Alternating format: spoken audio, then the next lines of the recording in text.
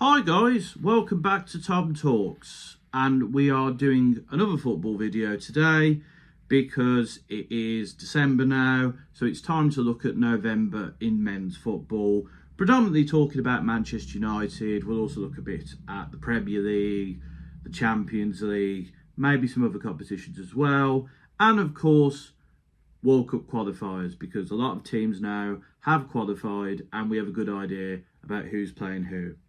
So we'll kick off with Manchester United, of course. It's been an interesting month is how I'd describe it. We started off the month with a 2-2 draw with Nottingham Forest. Got the lead in fairly controversial matter. Probably shouldn't have been a corner, but Bruno whips the ball in and Casemiro heads it home. We get a little bit sloppy and we allow Gibbs White and then Savona to score. Ahmad scores a brilliant goal to make it 2-2 with that volley, and then he has his shot cleared off the line at the last minute. It's an unfortunate result, really. It's a game that we could have killed off in the first half, and if one little moment doesn't happen, we win the game. But I think overall we did okay in that game. I just think, it's a result we may look back on and go, we should have won that one. We then had the 12 o'clock kickoff against Spurs, half 12 I should say, against Spurs on the 8th. We take the lead through Brian and Burmo, and we looked like we're going to hold on. Spurs were giving it a go, but we defended well. But then Matthias Taddy's let through, and Richarlison then scores, and then you think, oh God, here we go again. But De Ligt pops up from a corner in the final minutes to get a draw. Again, it's a game I look at and think we probably could have got the win here. I think just bit of sloppy defending again allowed Tottenham back into the game. And as we've seen over this month, this is not a great Tottenham side.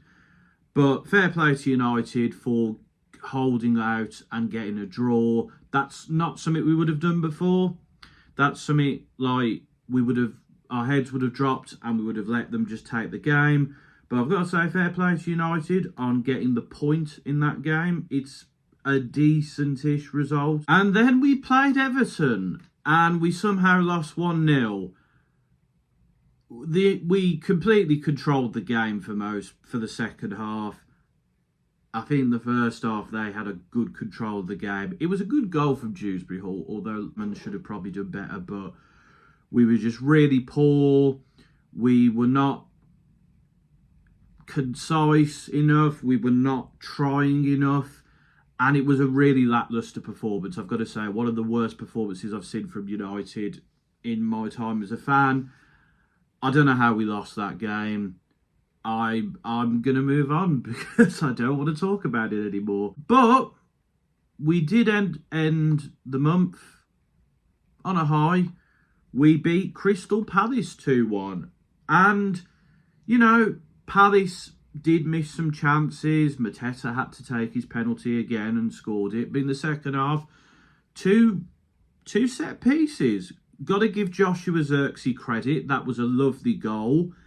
And it gives me a bit more confidence because, of course, Cunha and Sesko have been injured. And we're going to be losing Burmo and Ahmad for AFCON soon. And then Mason Mount gets on the score sheet as well, and that was a very nice finish too. So a good, solid win, good, decent performance, and against, a Palace team who are very good.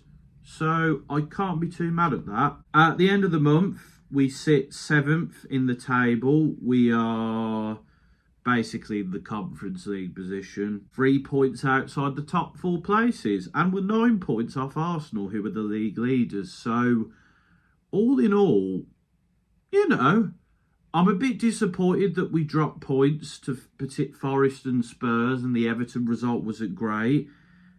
But all in all, not been a terrible month. There is definitely improvement needed in this team, but we're heading in the right direction. And we're still very much in the European conversation. So, got to give credit where credit's due to this United team.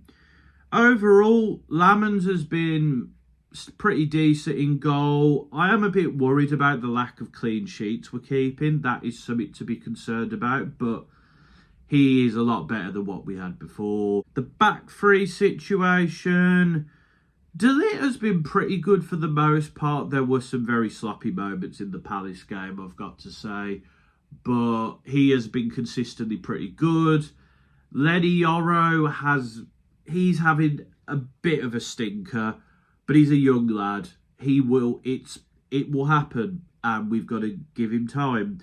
And Luke Shaw was quite poor in that Everton game, I've got to say. But overall, he's been pretty decent. You know, he's not amazing. And I think when Lisandro Martinez is fully fit, he's obviously coming back into the team now. I think he should take his place. But overall, Luke Shaw's doing his job. He's doing it all right. The wing-back situation is a bit of a dilemma. Dalot has kind of fallen off a cliff a bit in terms of his performances. Dorgu is fine at best, underwhelming at worst. I think the manager said it as well, but if he could bring his Denmark performances to this team, then, you know. And then, you know, as well, Mazwari isn't really at a full wing-back. He's not quite got the attacking ability there. Ahmad looks decent, but again, defensively, he's not good enough. So, while he has a nice partnership with Mbermo, we are creating an issue. So I think the wing-back position is something we definitely need to look at. Maybe, you know, give Diego Leone a chance. Or is he out on loan? I'll have to check that. Miro and Bruno in the middle are looking like the duo now.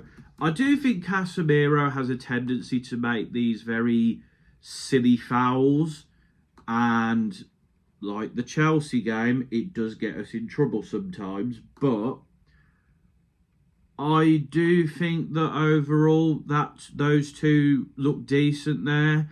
I think the fact that we're looking at signing somebody in the middle in January is a smart move, because Casemiro doesn't have the legs to be playing every game and the full 90 minutes. So I think it's a smart move. And Agati just isn't good enough. Simple as.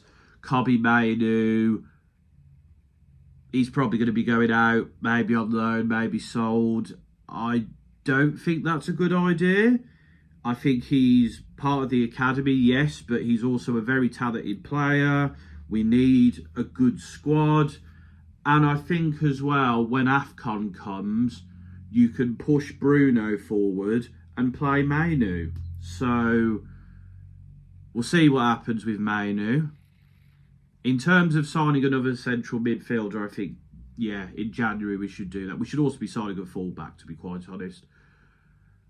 Out of the options I hear, Conor Gallagher, João Gomez, Carlos Baleba. I'd probably go at the moment with Conor Gallagher, because he has got good qualities as an attacking and defensive midfielder, and I think Baleba's fallen off a cliff a bit. I think that would be a bit of a risk signing him now. And João Gomez is good, but he's not as good as the other two. In the attacking midfield positions, I'm quite happy, to be honest. Burmo continues to be brilliant. Ahmad is looking really good and starting to come into his own. We are missing Cunha a bit with that injury, and I think he does go a bit under the radar, maybe because he doesn't quite get all the goals, but he is playing really well. And then Mason Mount, you know, he has good games. He has all right games. I think he just needs to find a bit of consistency, and he'll get a bit of a run in the team. But playing like he did against Palace, bit more of that. And then up front, Sesko has been injured. Xerxes come in there, and, you know, it was a good goal against Palace. And against Everton, he had some of our best chances, but his movement, his touch are lacking a bit. And I hope maybe with more game time, which is going to come because we don't know how long Sesko's out for. AFCON's coming up as well. Hopefully he will improve in those respects, but that is an area of weakness, I think. But hopefully if he scores goals like he does against Palace. So overall, I'm a little bit hit and miss when it comes to United, and we're a bit shaky. So I am going to be somewhat sceptical of this team over the next month. So we'll quickly look at the fixtures coming up. We've got West Ham at home on Thursday. We should be beating West Ham. I know they've been a little bit better since Nuno Espirito Santo came in, but this West Ham team aren't great. And if Liverpool, who've been really poor, can beat them, then we should be beating them, especially at home. But look at the Everton result. Monday, we've got Wolves away. Wolves have been pretty dreadful. We should be winning that game quite easily. On Monday the 15th, they really like giving us the Monday kickoffs, don't they? We've got Bournemouth at home. That'll be a difficult one, but Bournemouth are currently in decline, although that might have changed by that point. That will be a difficult game, but it's a game that I think we can win, and at very least we should be getting a point at. Sunday the 21st, we've got Aston Villa away. That is not going to be an easy game. Villa looking really good at the moment. I reckon we could get a point from that one. You know, this Villa team don't have too many goal scorers. So I think we could get a point from that one. And then on Boxing Day, Newcastle at home. That is going to be a difficult one, I've got to say. This Newcastle team, though, defensively, they are a bit vulnerable. So I feel like we could win that one. It's a packed December. And finally, on Tuesday the 30th, we've got Wolves at home, which we should be winning very comfortably. So overall, we've got some difficult games in there. But I'm looking at December, and it could be a good month for United. But we will have to see how losing Mbermo, Ahmad and Mazwari in that time affects us. So it will certainly be interesting. But that's the roundup for Manchester United, really.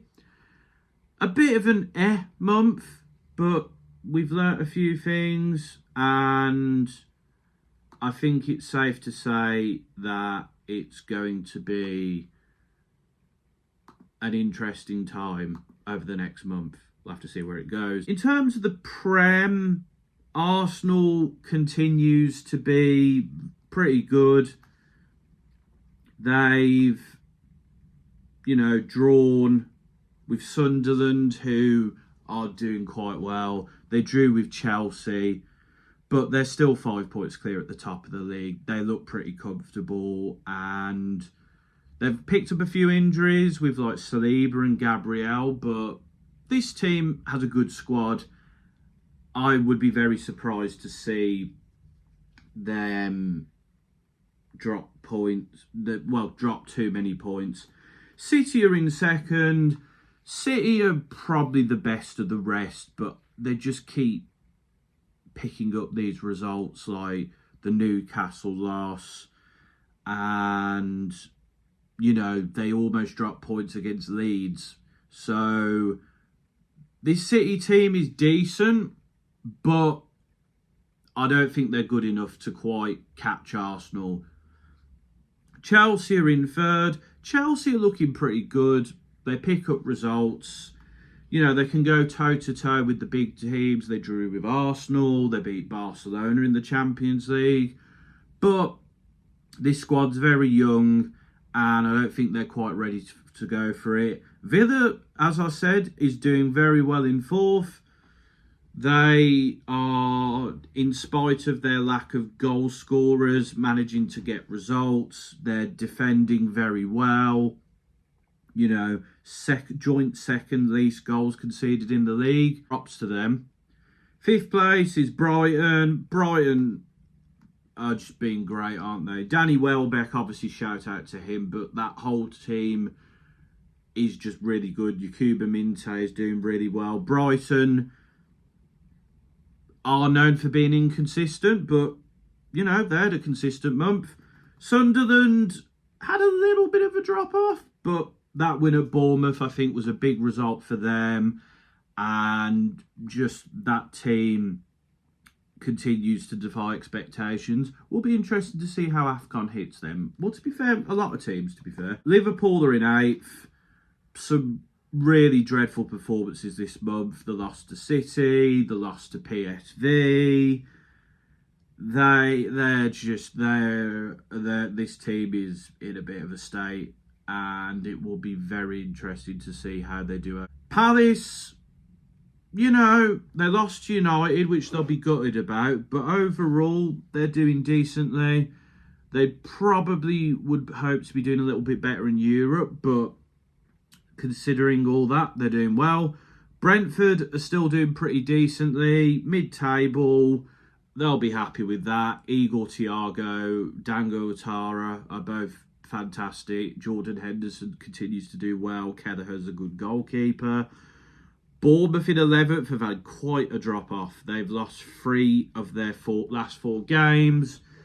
They're struggling a bit, and they've got to start picking up results. Otherwise, they could get dragged in at the bottom. I don't think they will, because of the quality of players they've got, but they should be worried. Spurs as well, really poor month. The only point they got was against United, which, yeah, I've already talked about that, but Spurs they don't look at the races. I think defensively they're quite weak. They're lacking goals up front. And, there is injuries, Solanke, Maddison, etc., but this Spurs team need to get their ideas together because they're not looking good. Newcastle starting to pick up the pace a bit now. I think they will put themselves back into the European conversation. I just think defensively they are a little bit naive, but I think bringing Aaron Ramsdale into the team was a very good shout. Everton are fine. They plod along. They get results. They'll be mid-table-ish. I think they've got enough not to be gated. Fulham are picking up results now. 3 wins in their last 4. I think they're dragging themselves out of that relegation dogfight they were in. Marco Silva getting the best out of what he has. Forest are doing a lot better under Sean Dyche, both in Europe and in the Prem. They are starting to drag themselves out of that relegation battle now, and I think they'll be fine. And they're doing all right in Europe as well, to be fair, so we'll have to see how far they go in that competition. West Ham have been a little bit better under Nuno Santo, but I don't think they're quite out of that relegation fight. There is still weakness in that team, particularly from a defensive perspective. Leeds, Burnley and Wolves have lost all 4 games this month. Wolves are gone. Rob Edwards has been appointed, and I don't think that's going to make much difference. Wolves are gone for me. Burnley are looking like they're going to be gone. I'm not going to say definitely yet because there is still decent players in this team. And same with Leeds. But those are rotten runs of form that they need to sort out over this Christmas period. So, yeah, that's the table. I mean, in the Champions League, Arsenal are top, very impressively dispatching of Bayern Munich, I've got to say. PSG are on 12 points. They're looking good. So is Bayern and Inter and Real Madrid. Dortmund are doing quite well. I wouldn't have expected them to be in the top 8, but same with Sporting, but they're doing well. Chelsea are doing decently. I've mentioned the Barcelona game. Just outside there, you've got Man City, Atalanta, Newcastle are doing decently, Atletico Madrid. Liverpool obviously had that really poor result against PSV, but they also beat Real Madrid. Galatasaray are doing better than I expected, as are PSV. Tottenham, Bayer Leverkusen are both on 8 points. Tottenham getting a lot of draws. Well, 2 draws, 2 wins and a loss. They're doing all right. Same with Bayer Leverkusen.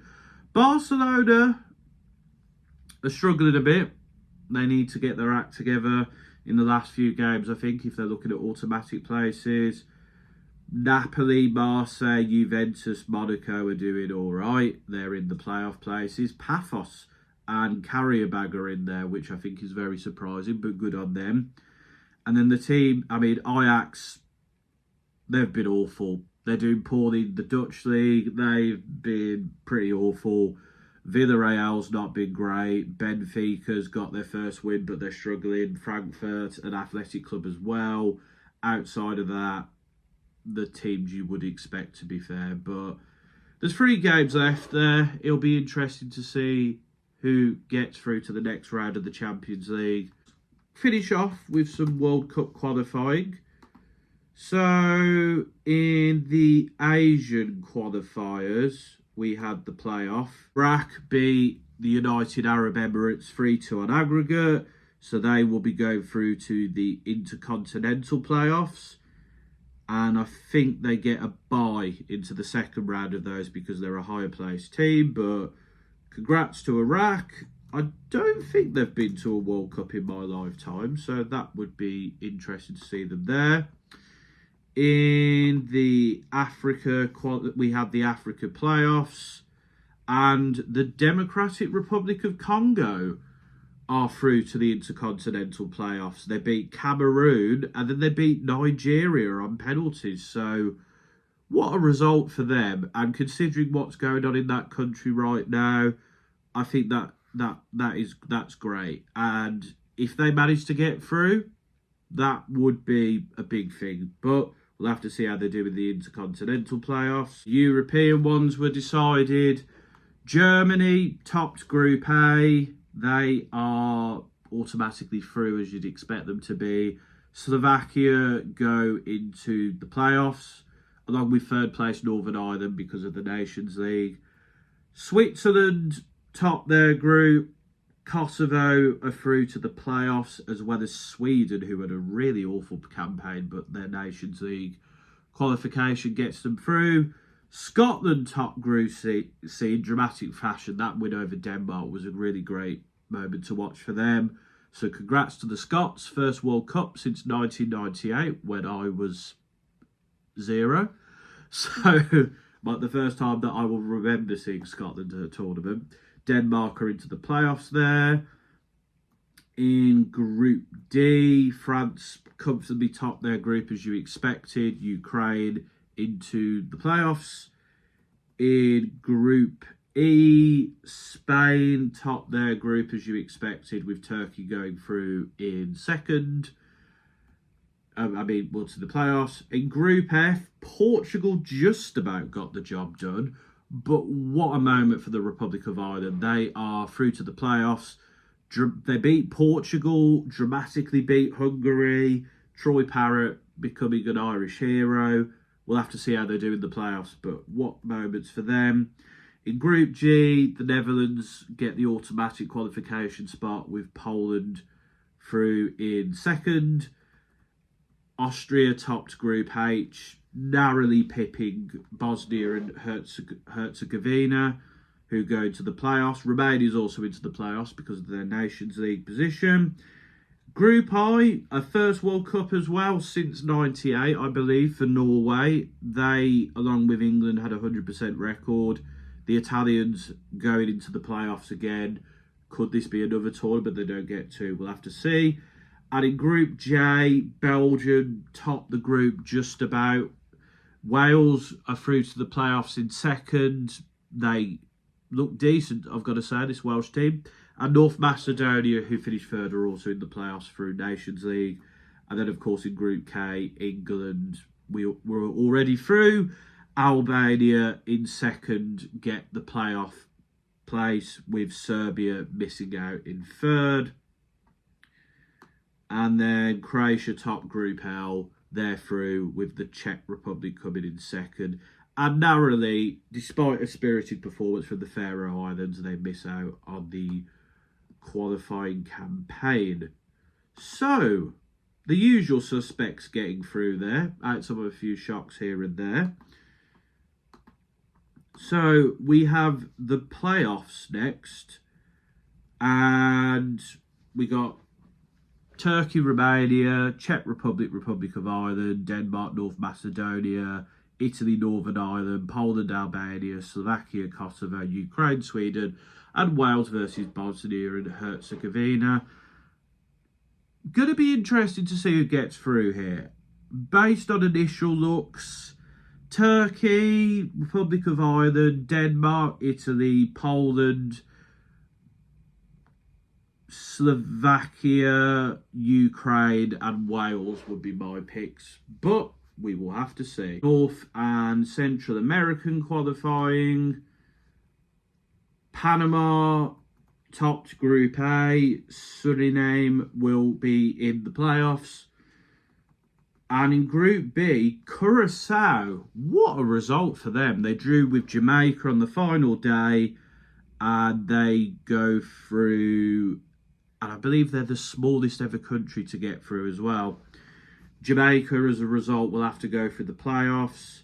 And Haiti go through in Group C. Honduras came second, but they were the worst of the second place teams, so they miss out on a playoff place. And we will quickly divert and see the intercontinental playoffs. New Caledonia will play Jamaica. I expect Jamaica to win that one. And the winner of that will play the Democratic Republic of Congo. And then Bolivia will play Suriname. I expect Bolivia to win there. And the winner of that will play Iraq. So, yeah, it's going to be interesting to see who gets through those qualifiers. There's New Caledonia, I think, are probably the weakest team there. We'll see what happens. Some big results happening at the World Cup. And the fact that you've got more representation in the North and Central American one means we can have teams like Curacao and Haiti playing. The fact that the Democratic Republic of Congo might be going is a very good story. And Europe is Europe, but, you know, could be Scotland is, of course, a big one. But yeah, we'll have to see.